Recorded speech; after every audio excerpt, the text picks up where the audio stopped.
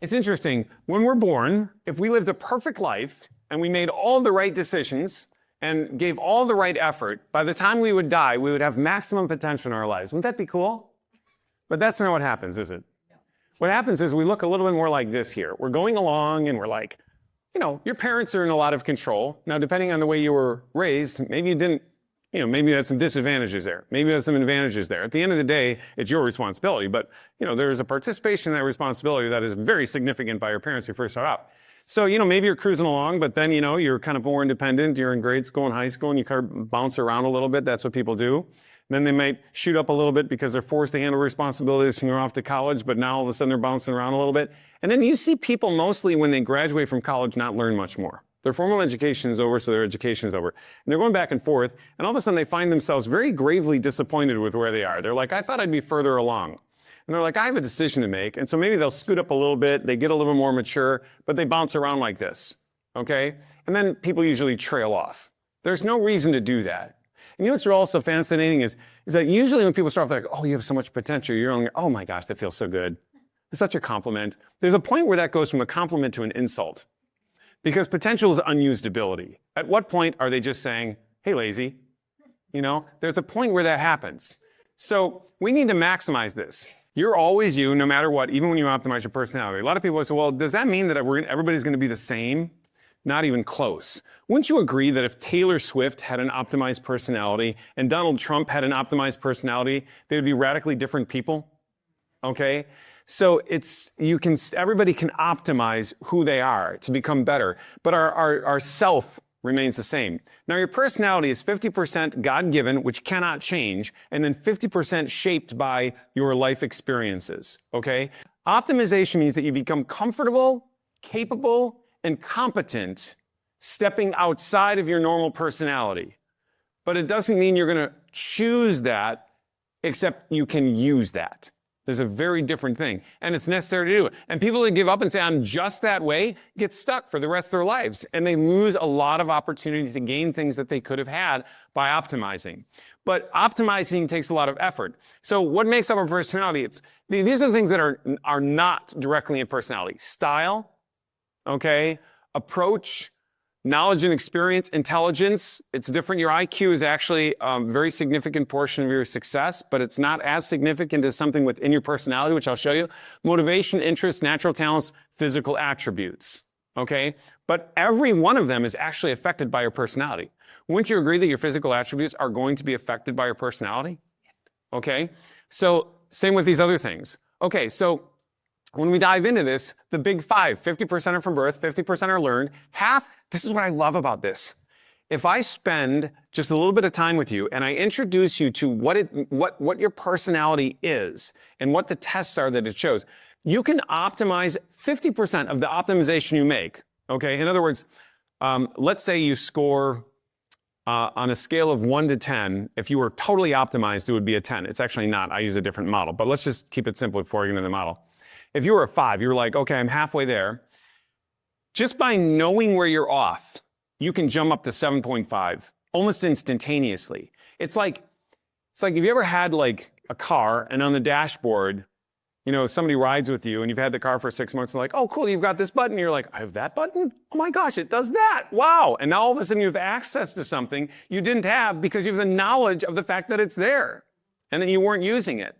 But then other times it's like, let's learn how to program this part of your car. And you're like, I don't have a PhD. Sorry, can't do that, right? That takes a little longer. You need to strive for that. What 50% of your optimization you can make just by knowledge, I don't know. You know, but I don't know. And a lot of it has to do with like I said, maybe you're introverted more than extroverted because you were naturally extroverted, but as a little kid, you went to speak out for the first time in a group and you were just berated by other people and you were so embarrassed by that now, even though you want to be extroverted, you have a fear, and that can take place. I have something like that in my own life where I was like kind of made fun of by somebody in my life just when it came to dancing. And I was like, gosh, I think I can dance. It was actually an ego thing that happened. I can actually dance quite well. And I was like, you know what? Forget that. I'm just dancing for the rest of my life. So I like dance. I love it. Go out, I'll be on the dance floor. But like there was a period of time that I didn't do that. And it ran against my personality. Okay. So it's these things that can happen. Okay. Openness to experience is the first one, but here's what it is. Okay, this line right here is going to be represented in a further way. If you have a completely optimized personality, you're going to be right in the center, which we're going to call like a 0 mark. If you went all the way here, you would be excessive, plus 10, I'd call it, okay? If you were right here at this mark, you'd be like a plus 5. So if you're in between plus 5 and minus 5, you're in optimization range, but you're not fully optimized. You might be deficit here. I'm going to give you an example. This is not one of them, but it's a subtrait, courage.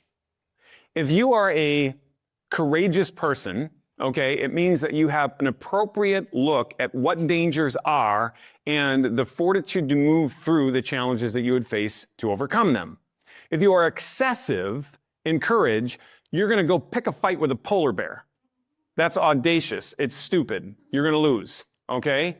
If you are excessively fearful, you lack courage, you're afraid to leave your house in Florida because you think a polar bear is going to attack you, okay?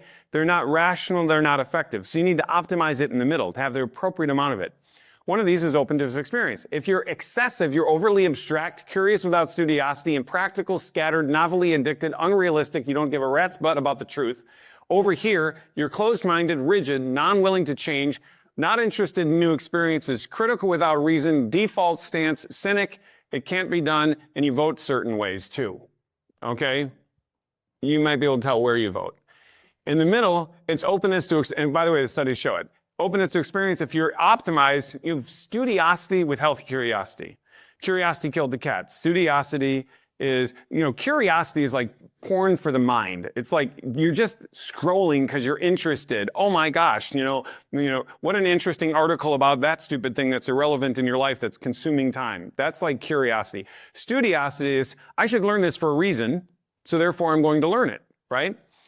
You're open to all truths, you're adaptive, creative, and thoughtful. Now, interesting thing, when I take my Big 5 test, I am way up here on openness to experience. So I was like, I don't vote that way, by the way. No, I'm not trying to make this political, but I don't vote like that, okay? I don't even think like that, but there's a reason I don't, even though I'm inclined to. My openness to experience would incline me to be like, if I went to a party and people were like, pop these pills, it would be like, boom, I'll take them and then ask what they were. I don't ever do that, by the way. Never did take drugs. But the way I score an openness experience would get me to do that. My openness to experience would be that somebody would give me an emotional argument or reason to do something from an emotional perspective, and I would just go, okay. Okay? But I don't. I would stop and say, what is that? What will it do to me? I know you're emotional. You have my emotional empathy, but why? Okay? There's a reason that I do that. And there's a reason that you do it. So why do I say that? Because when you take your test, you could land anywhere. You can't take a Big 5 test and flunk or pass it. People who take personality tests and are like, wow, I aced it, are like, whoa, dude, you can't ace it, okay? And if you take a personality test and it shows flaws, that's like your personality when you just take the test is like a height. You can't take credit for it. I'm amazing. I made myself 6 foot. No, you didn't make yourself 6 foot. But what you do with your 6 foot does matter, right? Okay? So that's what this is about. So being very open to your to what your test is how you actually manipulate it for the good. Okay?